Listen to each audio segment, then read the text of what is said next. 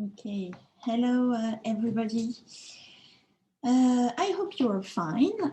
I'm very happy to be here to present a panel about data visualization. This panel gathers a researcher in philosophy and communication sciences, me, and two computer scientists, Nicolas Hernandez and Christophe Fagot. We designed together a data visualization tool in a project funded by the French Ministry of the Armed Forces. The aim of our panel is to contribute to the circulation of slow technological narratives about data visualization, produced from the inside of a technological process that care for the requirements of technical materialities. We will demonstrate that far away from the fantasies of the automation and of prediction that leads to instrumental conception of the human-machine relationship, our data collection and visualization tools offer another worldview that allows a human-machine companionship. The first subpanel will highlight the imaginaries that escort data visualization tools through a semiotic analysis of a corpus we gathered from different extracts of cultural productions. The second and the third subpanels will present tools we develop in the project. So let's begin with the first subpanel about the imaginaries. Imaginaries are constructed around many texts that build up, in our particular case, representations of data visualization tools. By text, I understand novels, films, photographs, media production or of different kinds, and so on. What we read, what we see, what we hear in daily life builds up the representations that humans have of data visualization tools and the relationships they can have with them. Narratives, thus, play an important part in the way humans and technological objects interact. So we gathered extracts of cultural productions and realized a discourse analysis of the images we collected. We classified all these narratives in two categories. The imaginaries of code and the imaginaries of data. So let's begin with the paradigm of code. The imaginaries of code are linked to the imaginaries of writing. You write code, you type with your keyboard, and everything is displayed on a screen. As we will see, it's typically the case in the film Matrix. You have lines and lines of code falling down the screen. It's interesting to note that the imaginaries of code and writing carry an anthropocentric and instrumental conception of techniques, here of computing, of data processing and data visualization tools. The technological object is reduced to a purely instrumental role. It is a tool that may be more or less sophisticated, but only exists because of its usefulness to humans. Let's see some examples. In these few examples, you can see the materialization of the instrumental imaginaries of code and of writing. On the left of the slide, There is a screenshot from the film Matrix.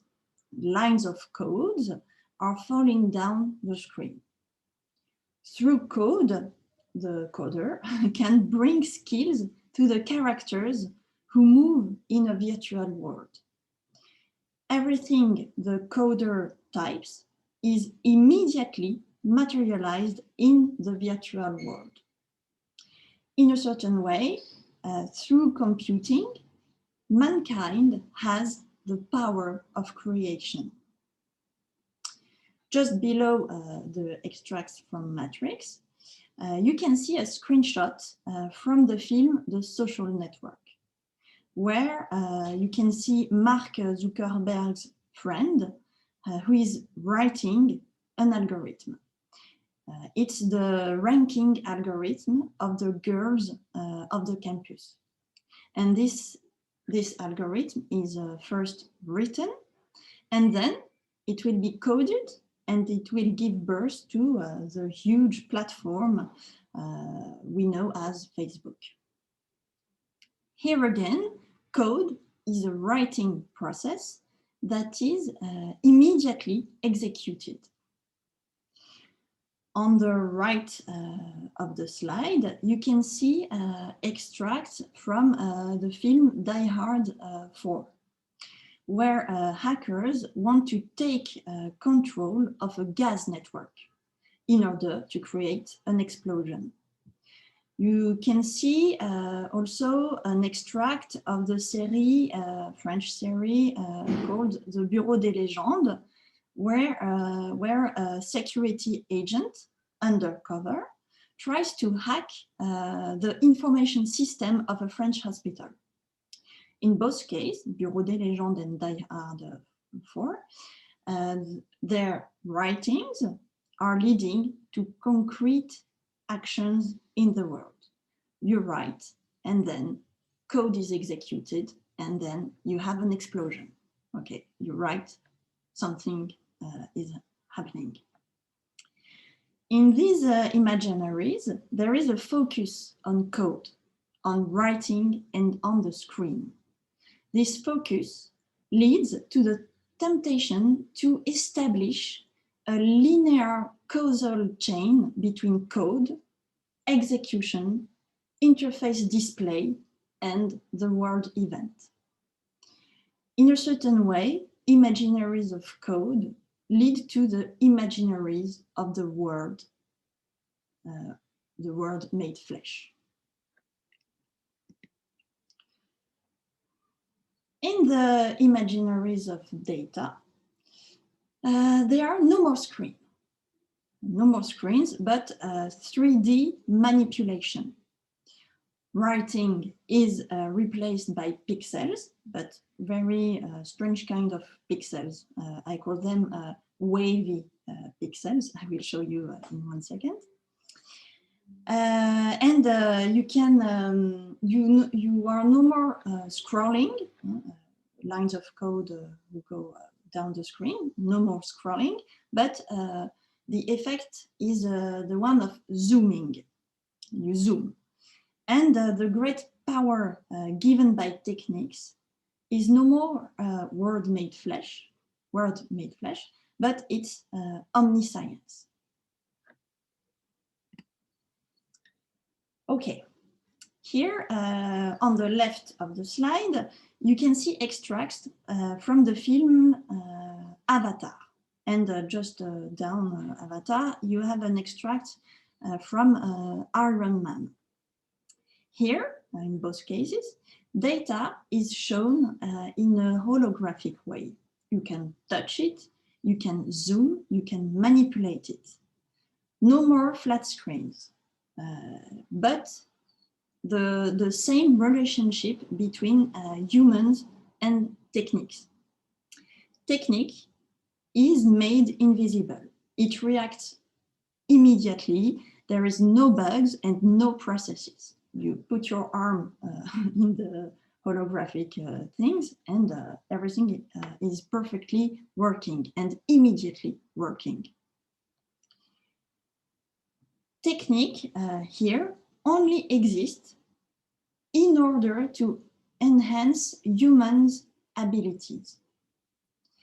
And cognitive abilities are particularly concerned by this enhancement through data collection, data mining, and data visualization tools. Imaginaries of data carry fantasies of a direct access to reality and to omniscience.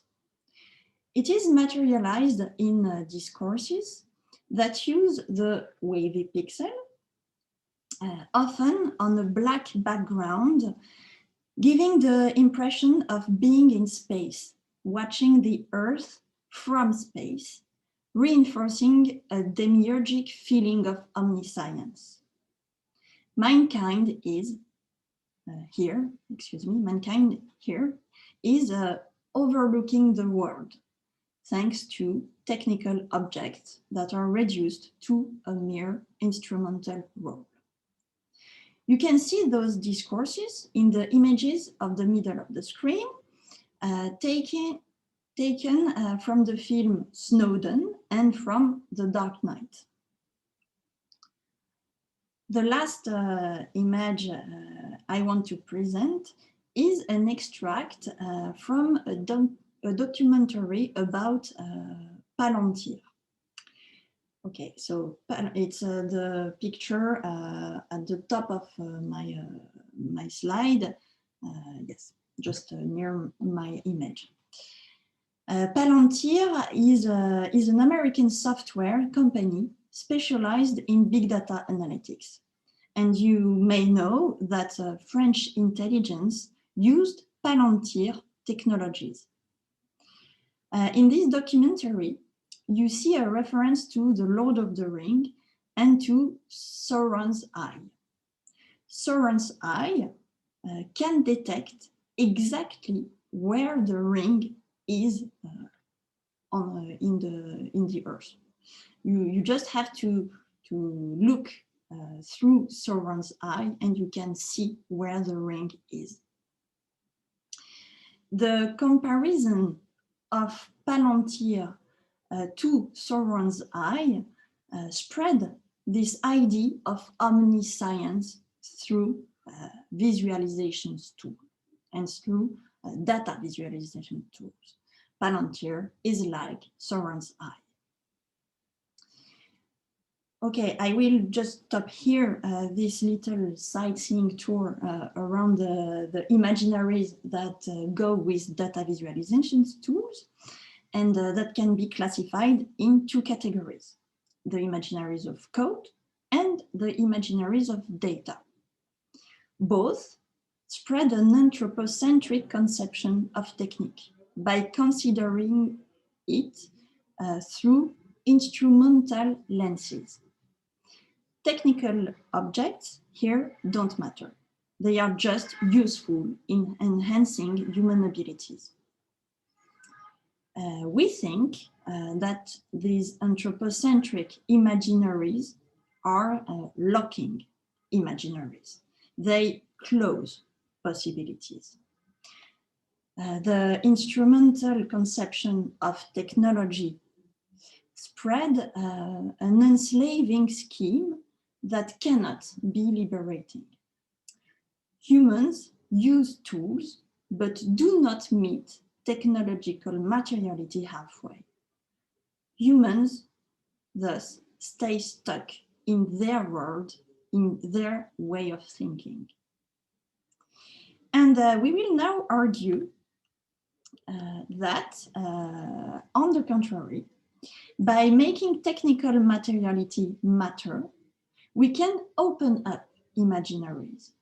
By taking into account the way computational machines act, that is to say, stepping aside anthropocentrism, we can learn a different way of thinking and develop tools that do not carry any instrumental scheme.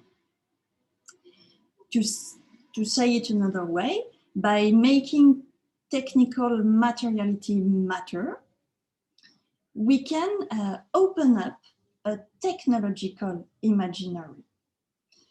A technological imaginary the one of graphs, that is very productive and helps to develop tools where humans and techniques share interesting relationships and not instrumental relationships.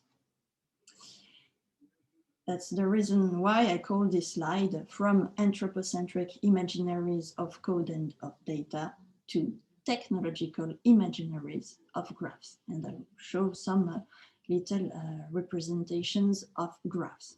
A graph is nodes and linked, and nodes and links. So let's now give voice to our computer scientists and present our tools. The first tool is called Aleph Search Clear and will be presented by Nicolas Hernandez. The second tool is called STEMIC and will be presented by Christophe Fagot. Both tools are based on the imaginaries not of code nor of data, but of graphs. Thank you very much. And we'll now listen to Nicolas Hernandez.